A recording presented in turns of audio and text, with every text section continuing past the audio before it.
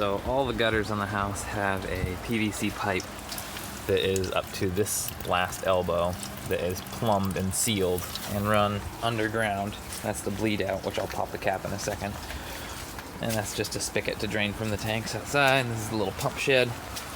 But all of the gutters, including that one over there, they go underground. So they run underground here and over back up to these tanks. And because it's sealed at a height higher than it, when the water tries to seek its own level, it spills into these first.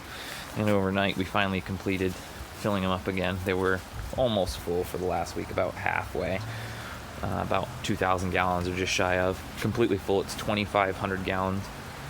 There are 9 275 gallon tanks, all plumbed together at the top, which all go another underground pipe to the spillover. So once it overfills here, there's one breather pipe, and once it overfills, the water will supersede this height, which is taller than the tanks, and then it will go out over there. The cap is because sometimes we get rain that's so heavy that the water actually in the pipes will fill up so fast that some of it will make it into these tanks here, but a large majority will be coming out the driveway because it can't keep up. So I plug the cap so I can retain as much water as possible until they're full.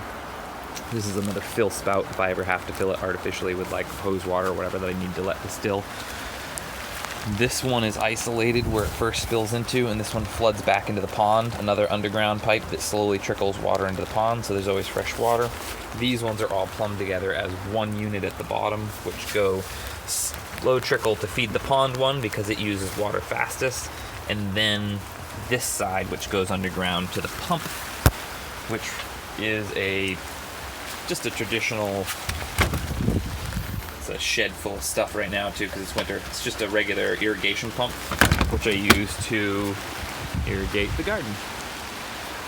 And now we'll do the fun part, which is popping the cork on the drain. It builds up a lot of pressure. For every for every foot, you get a half of PSI or pound per square foot of pressure with water. So as it goes up, if you're at 6 feet, you get about 3 PSI. So when you pop this,